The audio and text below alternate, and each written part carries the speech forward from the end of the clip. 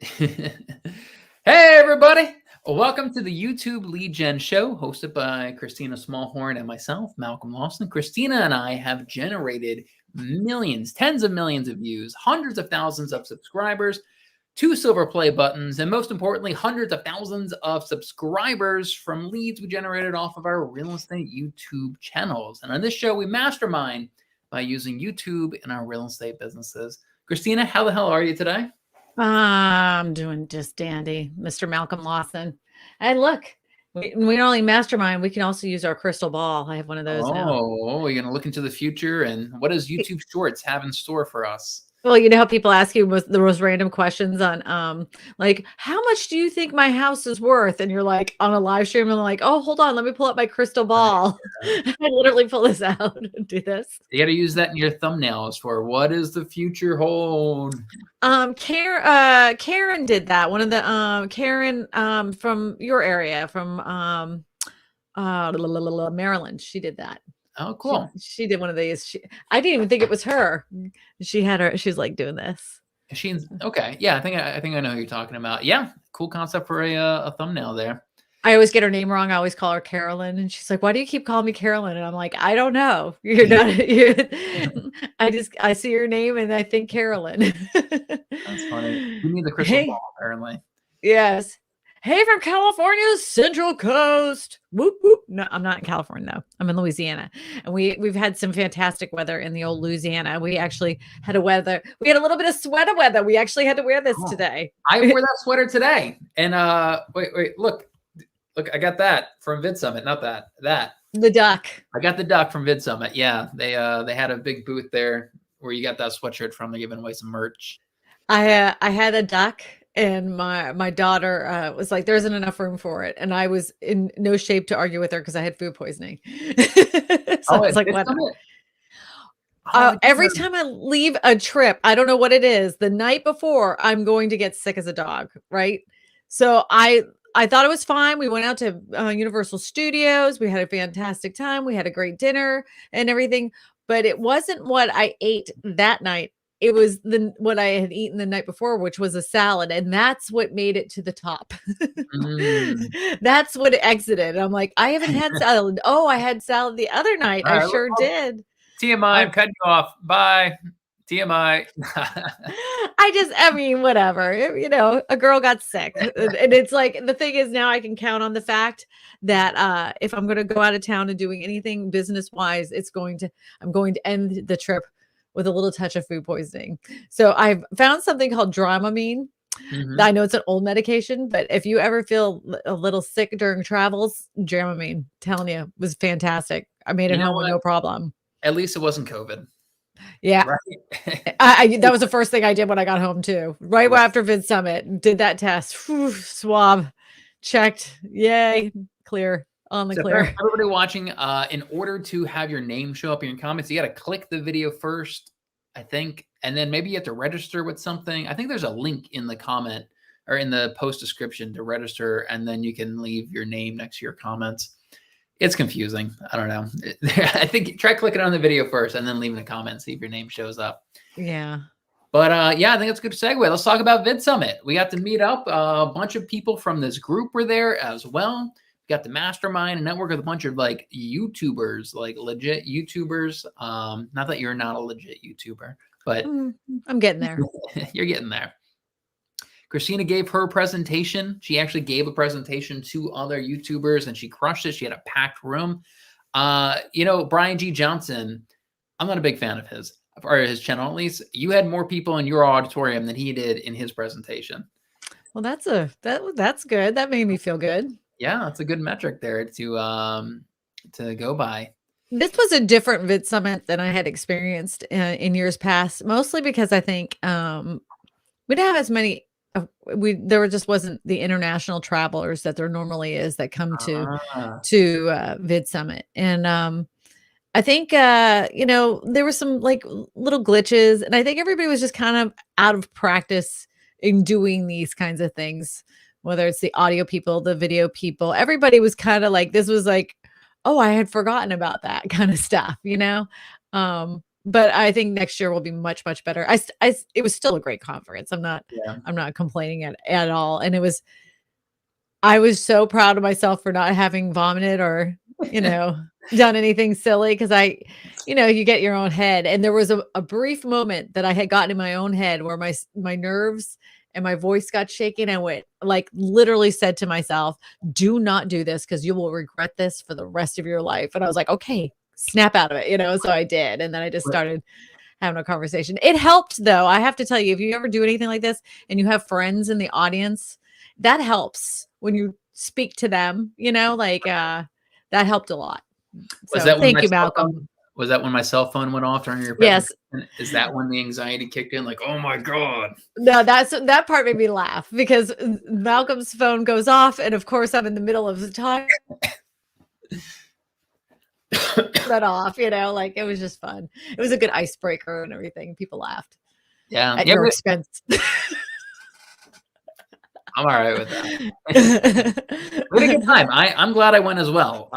It was really cool to seeing just other YouTubers. And kind of my one big takeaway was seeing, I talked to a lot of people, and a lot of people had channels on very specific topics, and they had huge channels that I never would have expected with that topic. And I think I kind of set my own limiting beliefs on how big a channel can get. One of the guys that really stood out was Dental Digest. Do you remember that channel? Do not. So, okay, he had a great presentation about YouTube Shorts. And his channel's only a little over a year old, Dental Digest, a little over a year old, 5.5 million subscribers. And every video he does gets millions and tens of millions of views. I never would have thought that. And his videos is him brushing his teeth, and he's reviewing toothbrushes and toothpaste and everything. But he's following that YouTube formula. He's making these videos snappy and entertaining and fast paced and really like hooks you. And I even get stuck. I got stuck watching him brush his teeth on a few of these videos. I'm like going through his thumbnails. Like, that's a genius thumbnail. Oh, yeah. And he has this thing where he like pulls his gums wide open, and it looks crazy. And I think that's why that really hooks people. And he gave a presentation about YouTube Shorts and how he blew up his channel with YouTube Shorts, and it's worked really well for him. Now, what's interesting, though, is a lot of people, like you're saying, Daryl Leaves was telling you that he's seen YouTube Shorts destroy channels. And I think his works really well. He wasn't an established channel prior to Shorts, though. It could be, yeah. My thesis is that it works well because his YouTube Shorts are just like his long form content. They're just a shorter version of it. The editing, the pacing, the content is exactly the same. It's just a 60-second version versus like a 5 or 10-minute version. And so I think when he builds that audience, I can see your face now. When he builds that audience, he's got like 19 million, 26 million, 28 million. Wow. About brushing your teeth. He's like, I got a SpongeBob toothbrush today. Let's give it a try. And he does all this stuff where he makes his like inside of his mouth purple and blue. And yeah, this is wild. He's putting this stuff in his mouth to see how well the toothbrushes work. It like dyes his mouth. And he has this thing that like stretches his gums wide open so you can see it. It just looks crazy. He hit a nerve. If he would have told me a year ago, hey, I'm starting a channel about brushing my teeth, what do you think about that? I'd be like, what are you doing, man? Come on, don't even try. You got to make talking head videos, duh. 2 billion views to his channel. Billion. And he started in August 12th, 2020. That is incredible. Yeah. Wow. Dental Digest, if you guys want to look him up. And so that was a big like eye opener for me, because I always like a lot of people have local channels about their cities, and you try to think like, okay, well, how big can a local channel really get?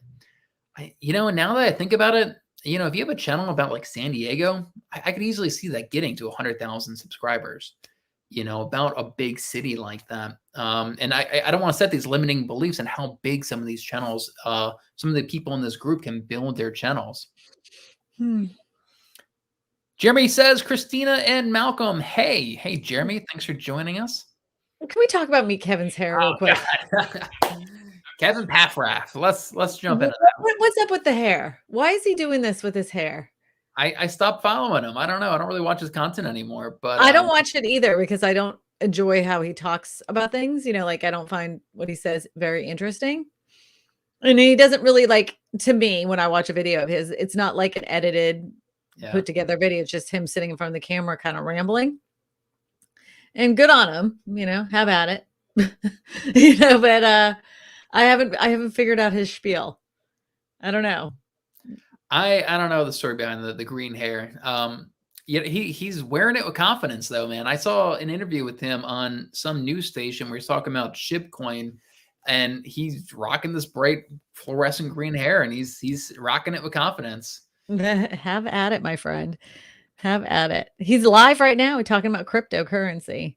He posts 6 times, in sometimes a day. I've seen him post 3 or 4 videos in one day. Yeah. What are you doing? He's a great case study for the argument of quality versus quantity. He's gone all in on quantity.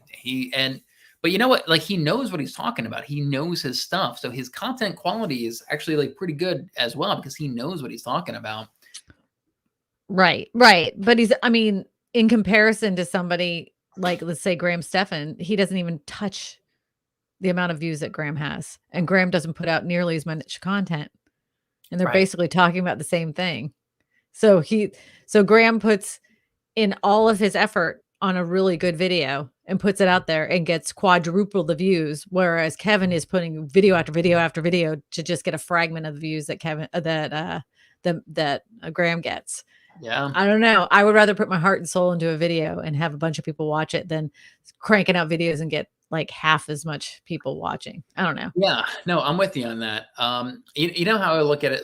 I want a video that if I'm showing my grandkids what I did when I was younger and I'm showing them a video as I made today, I want something I'd be proud of, Mm-hmm. If I did a video of just talking heads or, I just wouldn't be that proud of it. So somebody says, Kevin, basically a news station for investments.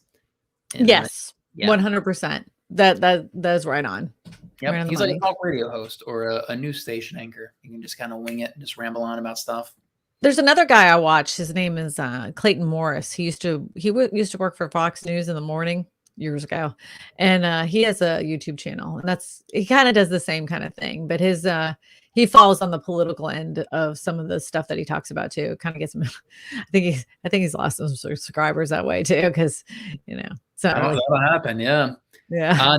Not to brag, but I started my channel last May and just hit 1,000 subscribers. But that's actually awesome. It took me 1 year to get to 100 subscribers, 1 exact year. And I was doing 2 videos a week and a live stream 1 year. Yeah. 1,000 subscribers since May. Yeah, that's actually really good. In 6 months or so, that's really good. Ooh, I want to share something with you because once the ball starts turning and you get a rhythm to your channel, I remember that first time I got a video that went off, that went viral, and I was like, oh, what do I do now? That it can get scary. But once you kind of figure out your channel and figure out your avatar and everything, you can continue to grow your channel much faster than you had in the past when you were learning what to do. So last year on October 23rd, I shared this with Malcolm. On October 23rd, I just reached 50,000 subscribers last year at this time. And I'm nearly at 150,000 right now. So that's 100,000 subscribers in a year. Yeah. Not to brag or anything, but I just thought I'd throw that out there. The thing is that it's possible. Yeah. And I would have never thought with a channel that I was talking about the things I'm talking about. I'm like, I'll never get to that point. I'll never get there. Let me take a look at I thought really the cap out for talking about real estate only was about 30 to 60,000 because everybody had seen is about and they would have channels that had started, let's say 2010, and they seem to cap out right at that, 60 to 70,000. They would just get a few. They were getting just as many subscribers as I was in a month when I was at 10,000. So I was like, okay, maybe that's it. That's as high as you can really get. It just caps out because that information isn't really that. But I was wrong. Luckily, that's those limiting beliefs that we put on how big these channels can get. You know, it's like the 4-minute mile. Everybody literally thought running a 4-minute mile was impossible until somebody did it. And then literally the next couple of weeks, there's like 4 other people who did it 2 weeks later. Yep. And so, yeah, you're one of the first people to hit that, these numbers with a exclusively real estate content, and you can get a lot of copycats trying to kind of follow in your footsteps.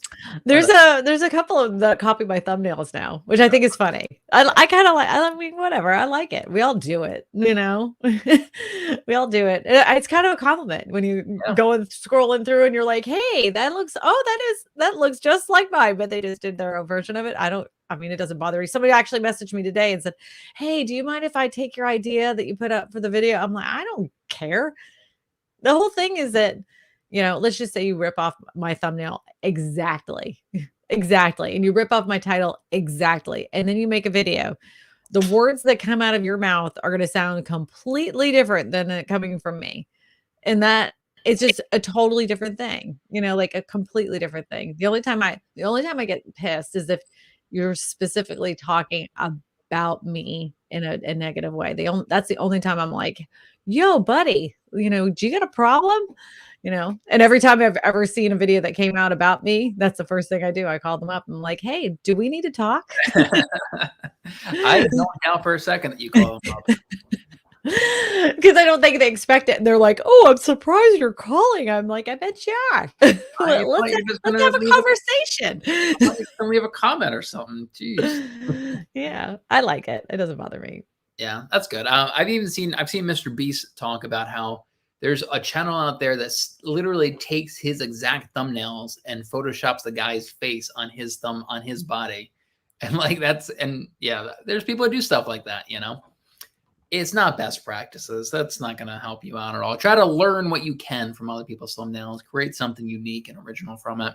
Well, even if that was the case, why couldn't he just replicate the same exact thumbnail instead of ripping off his face and putting, I mean, come on. Right. Yeah. So going back to talking about Dental Digest, they say, do you think that there's a certain amount of gross factor that might be affecting the amount of people watching? Yes, I think so.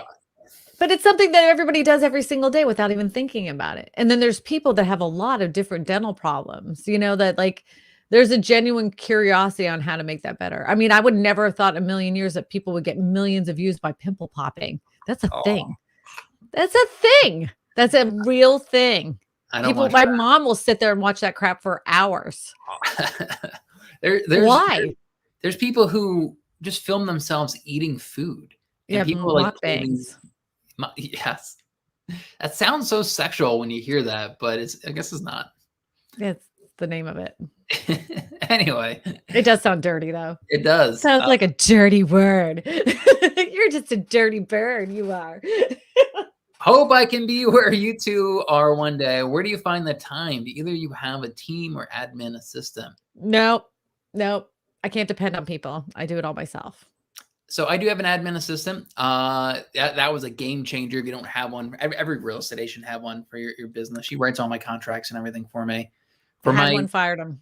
Yeah. So for my real estate, my YouTube stuff, I still don't have a good editor. I'm trying though. I need an editor. I need one. And I tried hiring somebody last week, and it took him giving me 3 versions. Like the first version of the video had like obvious like multiple takes in it, and it was like he wasn't thinking I was going to watch the video. It was terrible.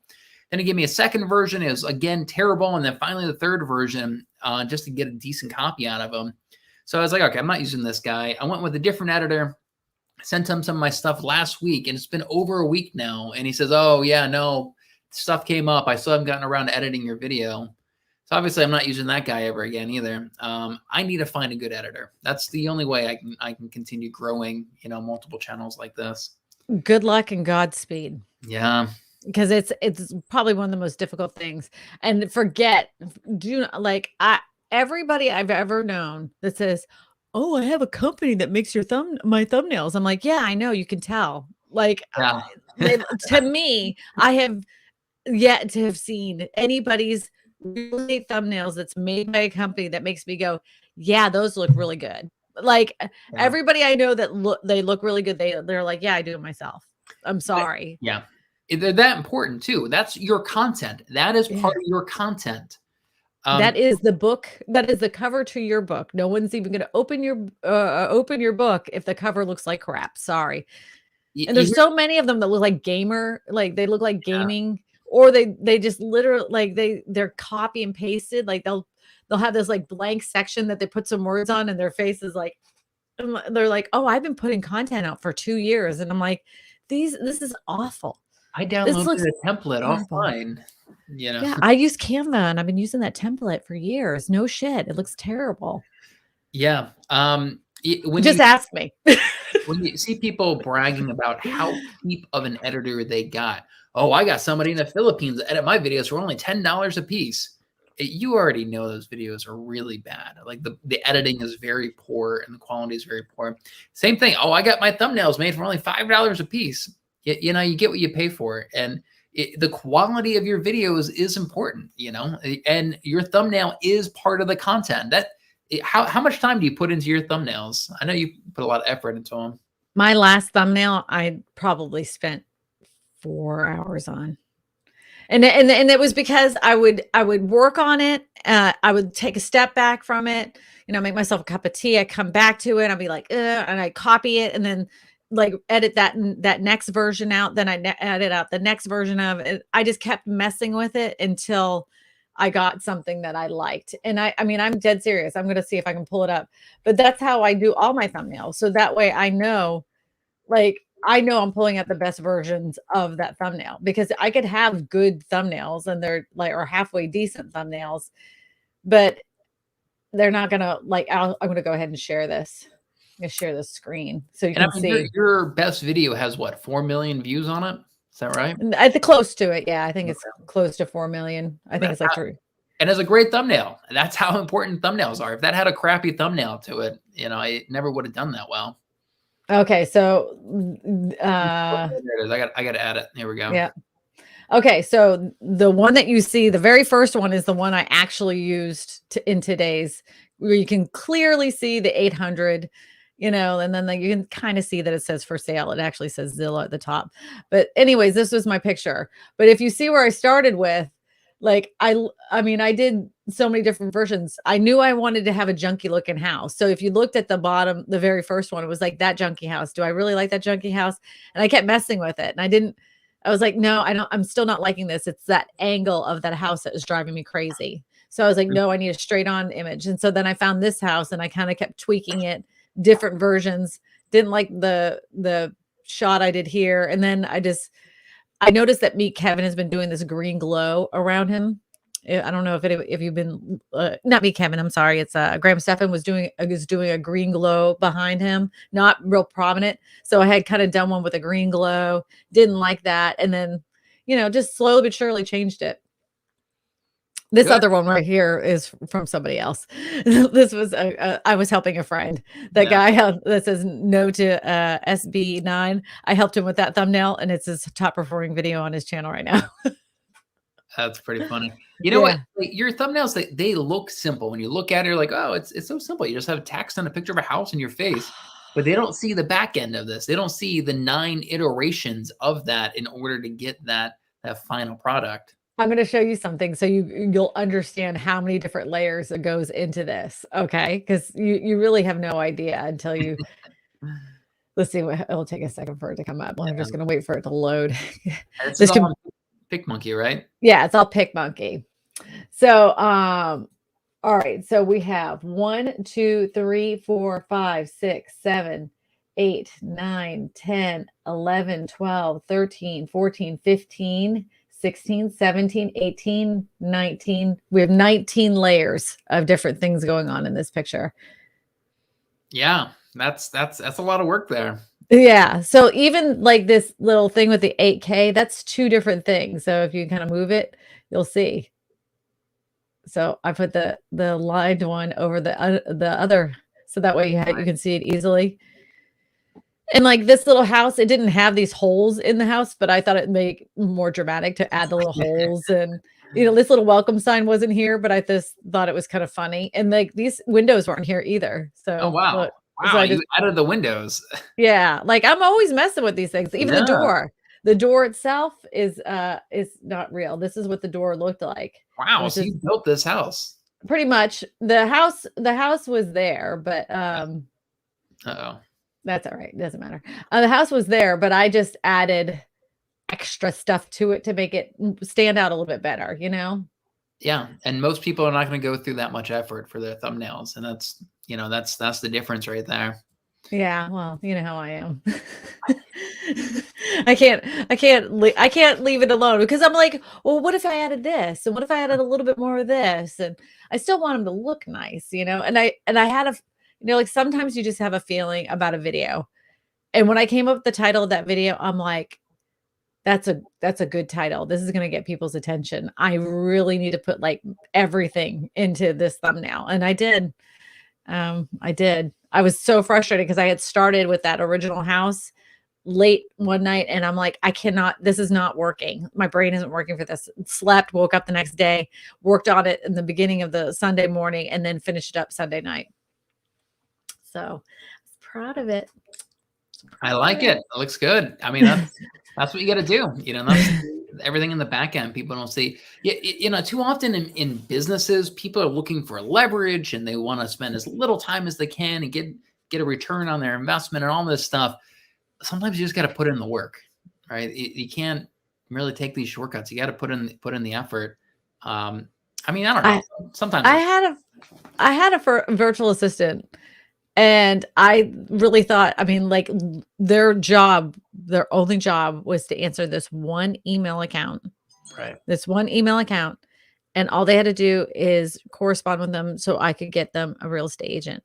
They let 20 leads, 20 fall off the face of the earth. And I was looking at my email account when I got back from Vid Summit and I nearly shit myself. I was so pissed off. I didn't know what to do. Like, well, how do you like, I don't even know how to apologize for that. I'm just going to let it go. Like, I'm going to just, because they were over 3 weeks old. I mean, that's as dead as a lead could get. And I feel terrible that I didn't answer those people. Absolutely dreadful, but oh, well. Yeah. I mean, that's potentially thousands of dollars right there that your VA just lost you. Tens of thousands of dollars. It was tens of thousands of dollars. So I was like, that's my whole thing. It's like every time I'm like, okay, I need to let go of my control issues, like I need to give it to somebody else. And every time I do, I get pooped on. Yeah.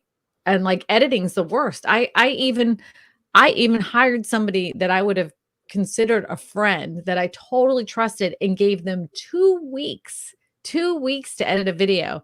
And there I am on Sunday night editing out this video to have it released on Tuesday morning. And I was so angry because I gave them such a long period of time and they were a friend. And then I had to tell them to give me back my money. Like they didn't even offer that. I'm like, we'll never speak again. I can assure you that me and you are no longer friends. That sucks. Yeah. So I hate managing people. I've realized that. I hate hiring people. Mm-hmm. A lot of people tell me like, why don't you just keep making Maryland content? You get all that stuff. You start a team and then you give all these leads to your team. I don't want to deal with the team. I don't want to deal with people. I just want to be a YouTuber. I don't want to deal with growing a team. Most people, the vast majority of people fail at starting a team. Like it's not easy and it kind of sucks. It's not for me. The number one real estate agent in our market for several years had not built up one team, not 2 teams, but 3 teams. And sure enough, as soon as she built up these agents, they ended up leaving and now that she's taught them all her systems and everything else, they end up leaving, like they always end up leaving. And she was feeding them, spending tens of thousands of dollars on all sorts of things. Cause I know that she was spending them on like Zillow leads, but she had a whole follow-up system. I mean, she had a great ROI on everything that she did. She never, like every dollar was accounted for. She's a smart business lady. But then after a while, I mean, like she was working herself to death because being a one-man show, trying to manage a team, keep up those numbers, it affected her health. And Oh, she's like, that team thing, I'll never do it again. When she came back, she was like, I almost quit real estate, but when she came back, I'm never doing a team again. Forget it. I like Jeremy Knight's model. So he's making all this local Austin content, and he's just referring his stuff out to a handful of agents that he knows. Yep, that's what I do. Yeah, that's it. Keep it simple. Yep, I don't have to manage them. All right, Matthew says, I hired a VA in February. She recently started to edit mine, and she does so much better than I can. She's a lifesaver.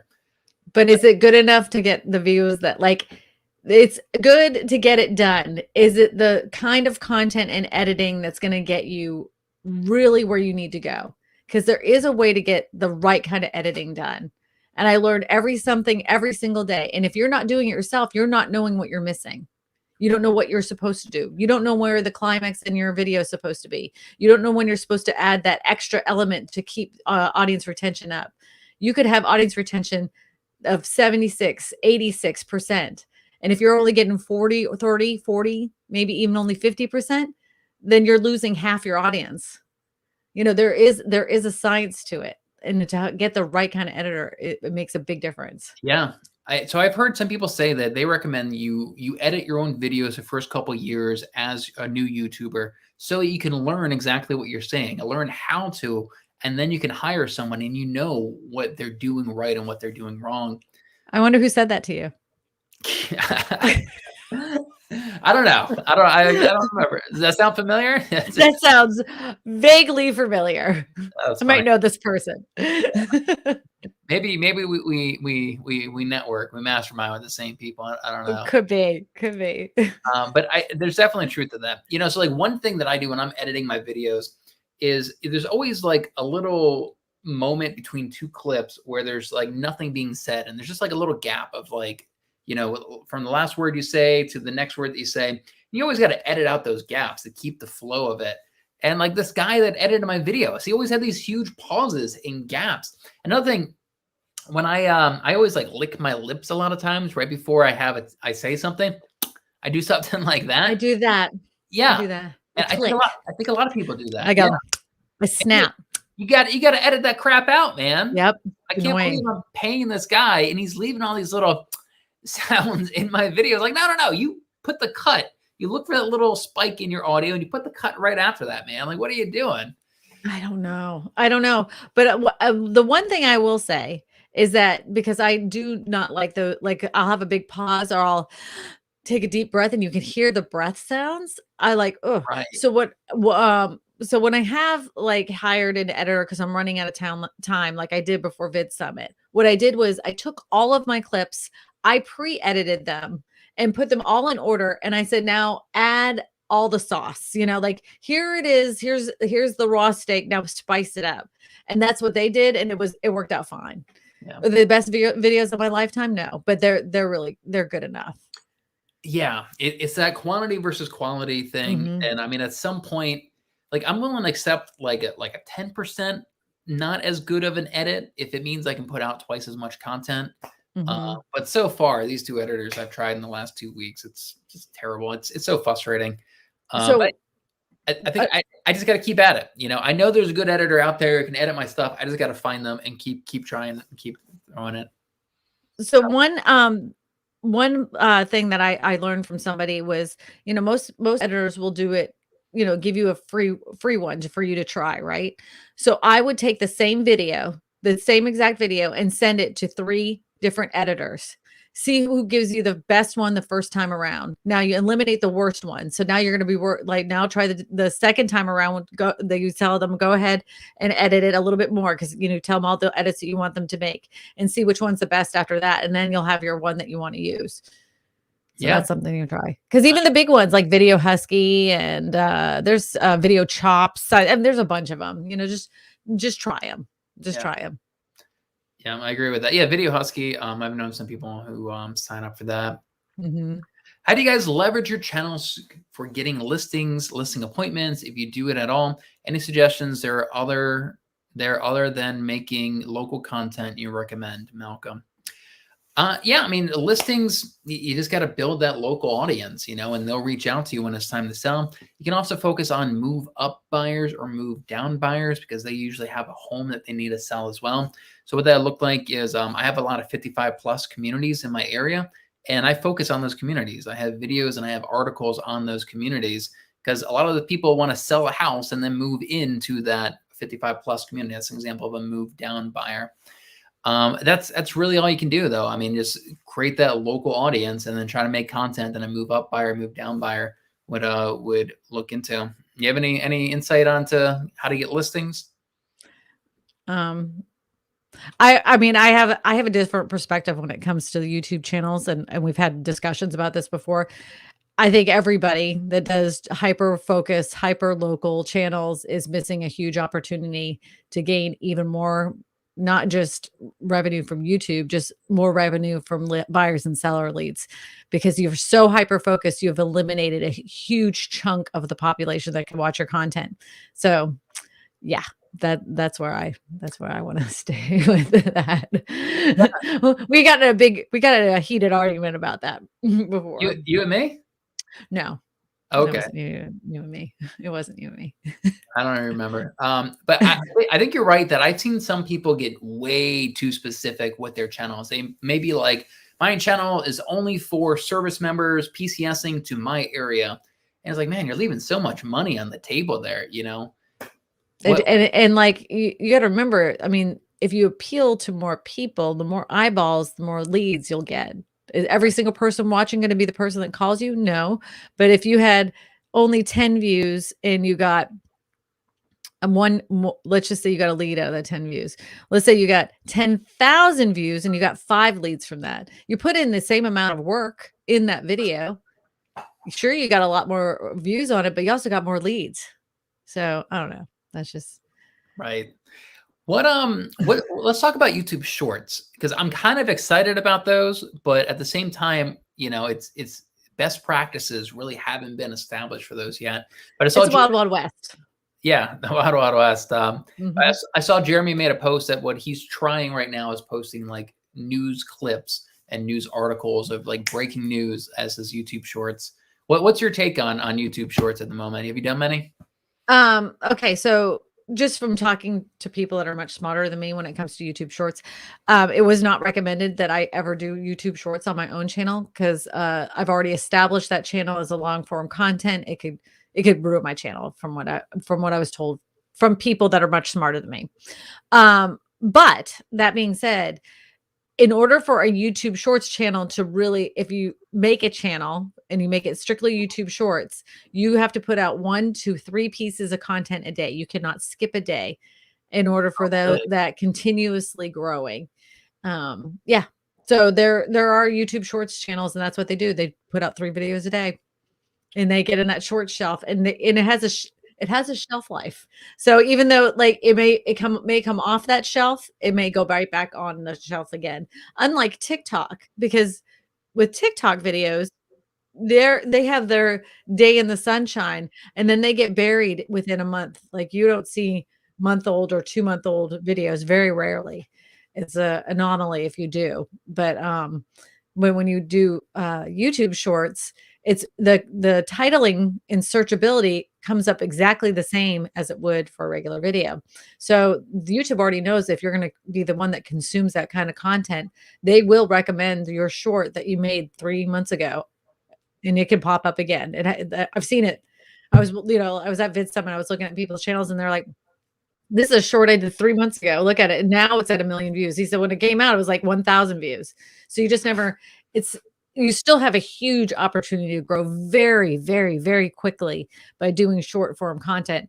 And it doesn't, the editing style and everything, the bar is set so low. Yeah. I mean, you could basically film it on a potato, but if you make that as entertaining and educational within that 1 minute, just a hair under 1 minute, man, you've won the lottery, and it will get picked up. So do it. If you're on the fence on making videos and you don't have the right equipment, just do it.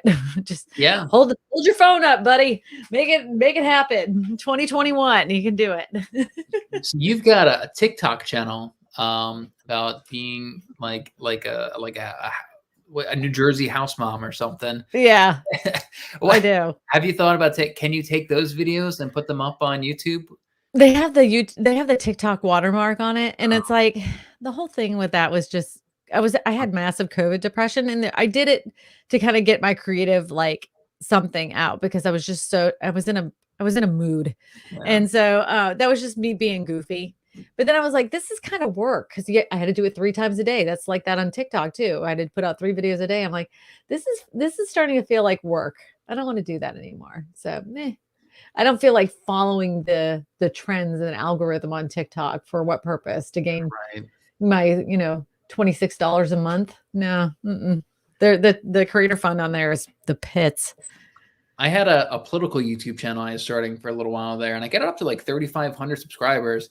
And then I was just like, nah, I lost interest. This is very depressing making political content, and I'm kind of bored with this. And yeah, I haven't, built up this channel and then just kind of abandoned it. I was a subscriber to that channel. I was recommended that before I was actually subscribed. I'm like, hey, isn't that Malcolm? And you were talking about Andrew Wang. Isn't that who you were talking about? Yang, Yang, sorry. Yang. I'm not there's a lot of people that are on TikTok. There is a woman, she has like made a killing. I think her name is Glenda Baker.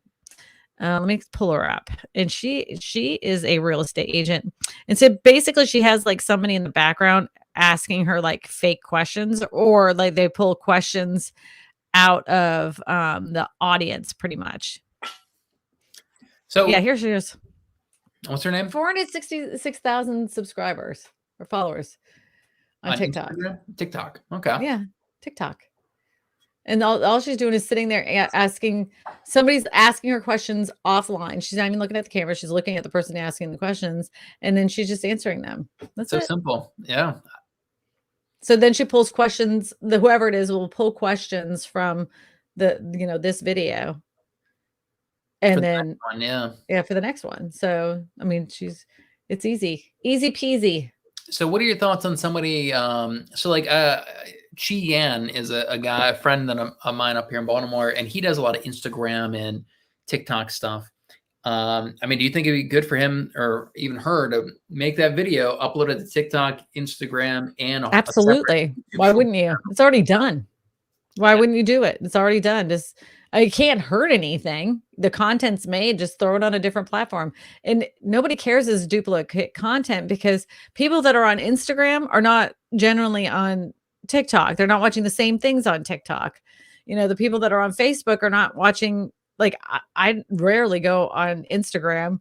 I have a Facebook and I only check groups. So even though that you may have the same exact friend group in all of these different platforms, that doesn't mean they're watching anything you're doing. So I put it everywhere. And so one thing about shorts that I did pick up at Vid Summit. So like you were saying, I heard other people say stuff that you could upload it, it'll do nothing. And then a month later, it'll explode. But there's this one guy, he built this huge YouTube channel all around his shorts. And it's like these little animated shorts, millions of subscribers, hundreds of millions of views. And somebody asked, like, great, man, so how much money are you making off this? And he's like, crap, I'm barely making anything off of this. And he said he barely made enough to pay his rent from shorts. So I think, I don't think that they play ads, pre-roll ads or anything in front of the shorts. So, not as much of an opportunity there to build money. There's going to be an economy for shorts very, very, very soon.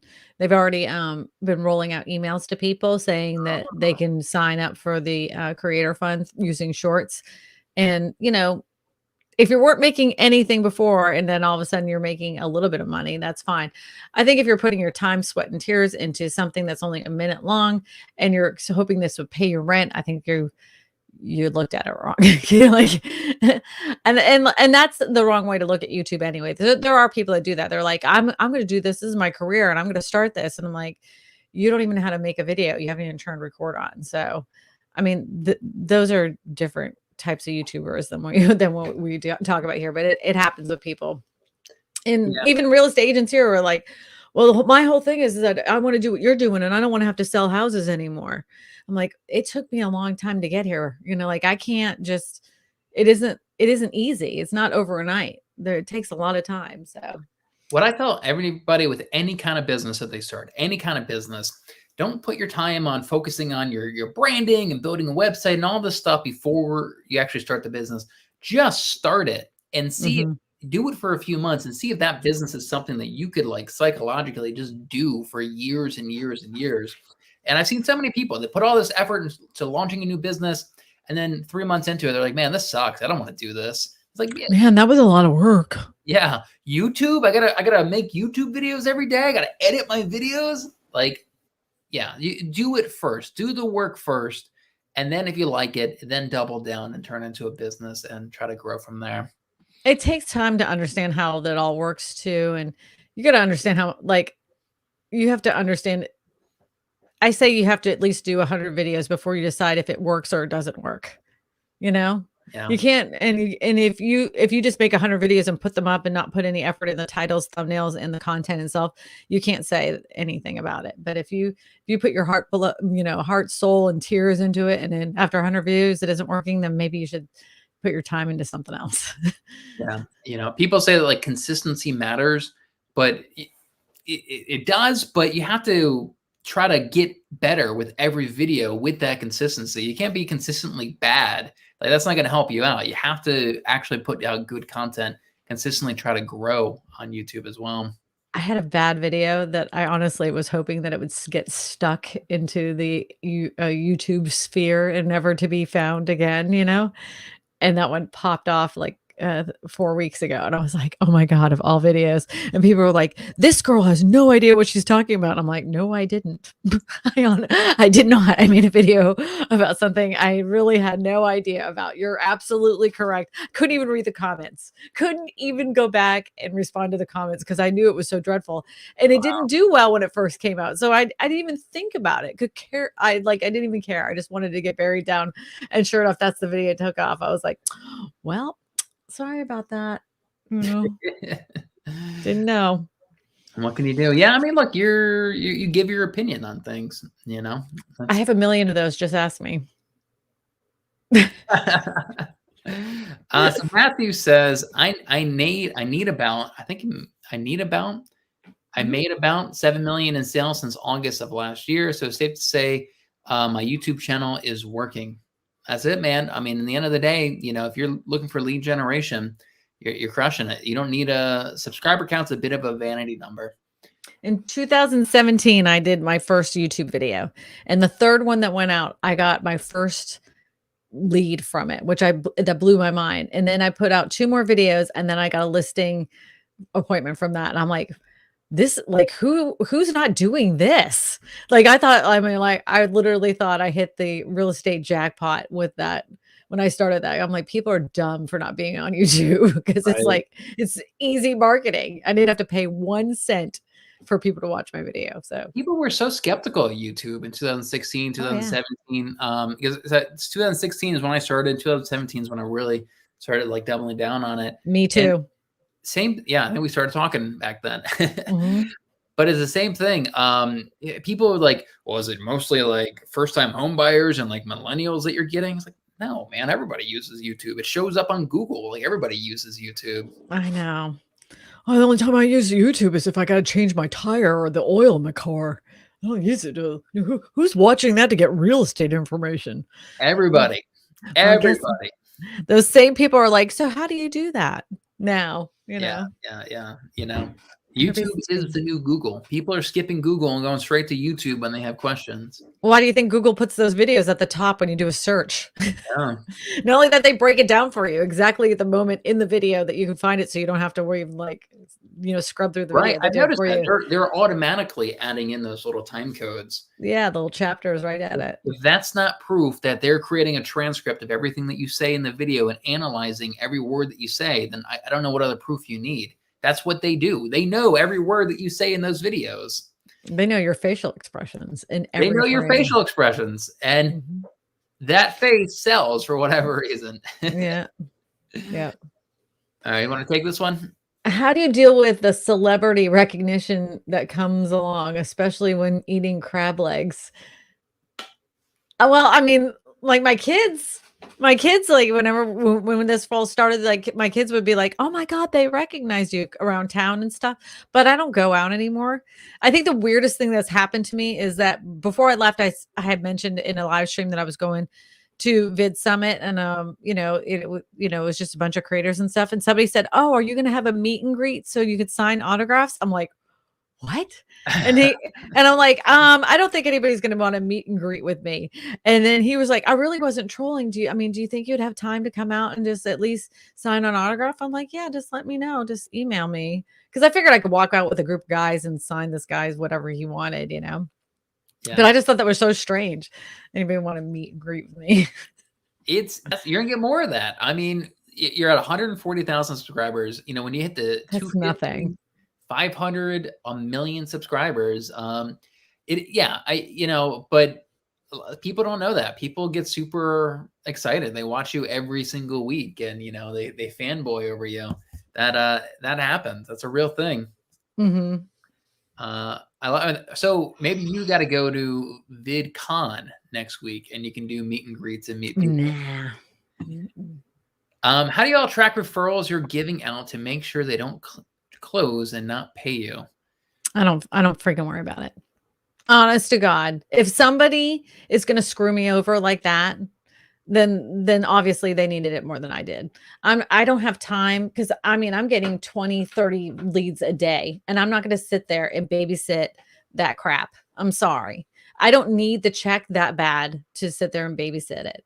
If someone else needed that money and they took it away from me, well, karma will get them in the end. I'm not dealing with that garbage. I have them in a CRM just like everybody else does when it comes to real estate leads. Sometimes I'll like be like, "Hey, I wonder what happened with that one," because they definitely seemed like they were going to purchase because I talked to the people on the phone. But most of them I just kind of let go through, you know. And I'm so nice that if the transaction is under $100,000, I do not want a referral. I'm like, "Here, Merry Christmas. I don't want it," because I know that's too much of a pain in the ass for them to pay me out. That's dumb, you know. And I'm not greedy, so I let them have it. But for the really big ones, I definitely call those ones when they're like, "Hey, I'm going to be buying about 8 investment properties." That was nice. That month that all those investment property checks came in, I was like, "Hey, Eddie, look." Ding, ding, ding, ding, ding, ding. That was nice. Yeah, I just don't check on it. Forget Yeah. it. I'm I not gonna worry about that. I'm terrible with it as well. I really am, and I'm in Forget the it. same boat as you. That I don't charge referral fees on low, $100,000 or less. Because when I was a new agent, I remember I had a buyer. They ended up buying like $80,000, and I had a referral fee on top of that. And I remember thinking, like, man, I just don't care. Like, this isn't even worth my time, and I didn't really want to put the effort or that much effort into that transaction. And I was like, man, I don't want people feeling like that. If they're only getting a couple grand or whatever, let them have it. Um, so there's a couple models that you can create here, right? You can create a team. I don't want to have a team. That sucks. You can create a referral business as well, where you track all your referrals. I don't really want to do that either. That's a lot of work as well. I That's mean, I love why I that. hired a virtual assistant, and she did Yeah, it. I love that you're Gotta doing fire that. her. That seems like a smart plan. Let her track all that stuff and Mhm. keep tabs of it. Because I don't wanna.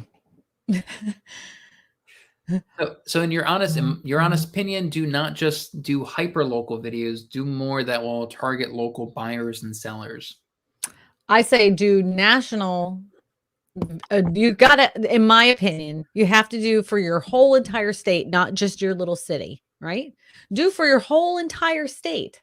I mean, like, so that way you get as many people that live in that state to get on your content. Not only that, you should probably throw in a few national headline type videos in there so you get the attention of people around the country, not just in your state. Uh, You Yeah. want as many eyeballs as possible. That's just There's a couple of models out there that's working. It kind of depends on what your goals are. And yeah, mhm. I personally don't mind going out a little bit bigger, just to cast a little bit of a bigger net. Let's see. Jeremy Blayton, nothing like being asked for a selfie with Old Bay seasoning up your elbows. Yeah, that's pretty funny, man. That's cool. You have somebody recognizing you. but if it was me, because I'm a weirdo, I would have taken the Old Bay and like put it across my face so it would really look bad, and then put like a piece of crab hanging from my tooth. Like, really, bro? You want a picture of me right now when I got a lobster and Yeah, crabs all over my face? All right, here, let me just here we go. Let's make it really good. I'm always one of me. Tag me on Instagram, will you? Yeah, make sure you tag me. The referral team sounds like a great way to go. Yeah. So I like Jeremy's model of that, of having a few agents in the area. He only has like 3 or 4 that he keeps referring all that business to. Yeah, we gotta have him back on the show and start like ramping this back up. So he's telling me that he sends everybody to his website and he gets all these people to register on his website every day. I got a new website for that, matter of fact. You want to see it? Yeah, let's do it. Yeah, I saw on one of your websites. Yeah. So how many websites do you have? I have 3.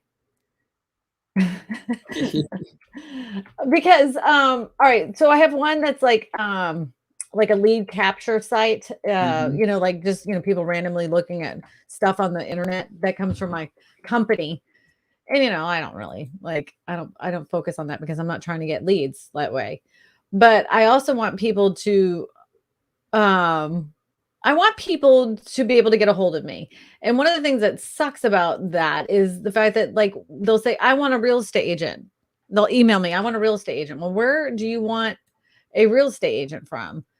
And like it's like an email correspondence back and forth. So I'm like, this is not going to work. This isn't going to work. So I created a website just so people could click on it and ask for a referral. So you can see, you can put that on there if you want, my friend. Oh, wait. Hit the button there. There you go. Yep, there it is. There we go. Yep. And so you can do like a little contact about me. You know, I did this, request a collaboration. This is for companies.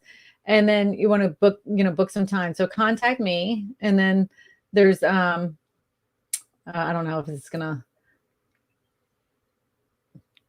So you can request or you can book a call. And then hold on, there should be another there's supposed to be 2 contact forms. Oh, I'm gonna have to get with them. But there's supposed to be one more like you know what. Let's see, book a call. Look for request a collaboration, looking for a referral. And then it says need a referral. And then they have to fill out their name, their contact, what they're looking to buy or sell, what city, if they're pre-approved, and that's it. You know, like they have this whole little thing and they fill that crap out. Like I even had a hard time finding it and they fill it out. I just got one this morning and I just launched this website and I haven't advertised this website. All I did was put it in the description of my videos. Yeah. I love that. No, I love that idea. Man, you're making me want to ramp up my real estate channel again now. I haven't uploaded in 6 months on that thing. But yeah, it's kind of like what channel do I want to grow? So can we take a look at your media kit while you got that pulled up? Can you see it? Yep, I can still see your. Oh no. Let me pull up the other stop screen share. I'll give it to you. I can pull up the media kit. And so for everybody who doesn't know, media kit is YouTubers usually create this media kit as kind of a big package about like themselves and their audience and, you know, what kind of opportunities they have for collaboration and brand deals and everything. And that's something that I want to build out better on one of my channels. So it's like a simple thing that like this can be downloaded as a PDF in a 1 page, right? So it's just to get somebody's attention and it gives quick statistics. So it just tells them that I've been a real estate agent since 2017. I've been a content creator. It tells them exactly what my channel is about, I talk about affordable housing options and different ways that people live in affordable, smaller homes. I talk about my statistics. I get about 1.1 million views a month with over 595,000 unique viewers. They watch about 2 videos. And in the last 48 hours, I've gotten 50 to 100,000 views. So then it says what you can expect. These are companies that I worked with before, and they could click on these videos and they can see that these videos have, like this one has over 3 million views. This one has 2 million views. And then it breaks down my audience. So that way, because they they know who their avatar is. So they want to know who they're working with. So I broke it down. I have 40% of them are female. The other or 59% are male. I break down their age and where they live at. And that's it. That's all they need to know. It's simple. And if they want to know more, they can contact me. Love it. Yeah, I need to make something like that as well. So did you make that yourself or did somebody make it for you? Christina Smallhorn made that. Oh, wow. Can I hire Christina Smallhorn? Is that a marketing company? Yeah, no. Can't afford her. Oh, I see. I honestly just ripped this off. Christina made the form last night. Oh, there you go. Yeah, you can do that. Come on, become one of your referral clients here in SoCal. Don't ask. If you're with EXP, you're probably in there anyway. Yeah. I think you refer out just to other EXP agents, right? Yeah, well, and there's a reason for it. And it's not because I'm like, oh, it's the only company and the only agents know how to sell houses. No, that's not that it at all. They just made it very easy and streamlined for me to take that referral form, have my broker fill it out. They put it in SkySlope. Everything's done and contained in that one spot with the referral checks and everything else. I just give over the referral form and then I get paid at once it closes. It's just so easy. There's no other. I mean, that's the reason why I do it that way. It's much easier, 10 times easier. Rather than trying to find in like a Facebook group and track them down and all these different companies. Yeah, it's just not. I get that. Well, we're at the hour mark. That may be a place to cut it off for this time. Yeah, I like your StreamYard. These were the best, man. If you guys go to conferences and like always Vid Summit's a great one. They give you away a lot of stuff. You know, they always are giving stuff away. So I walked up to the people in StreamYard and I said, hey, you're gonna hook this sister up. And I literally said just like that. And they were like, huh? I said, I use StreamYard every single time that I do a live stream. And I'm like, and I need a sweatshirt from you, and I need one for my husband, and I need one for one of my kids, and I need some t-shirts, and I need a cup. And they hooked me up. They gave me everything. Yeah, I love them. You're welcome, Matthew. Yeah, I got a really cool little light from there. I got one of the StreamYard Best. I got a little StreamYard duck right there next to my play button. I had a great time at Vid Summit. Was it just Ducky? The Ducky? Yeah, it was just Ducky. Just a Ducky. Just a Ducky. I don't get that reference. Is that a kid song? Okay, it's starting to get weird. Bye, everybody. Bye, everybody. Get a dance out of here. Come on, do a dance. Bye, everybody. Do a little. That's how I enter my streams. Just like do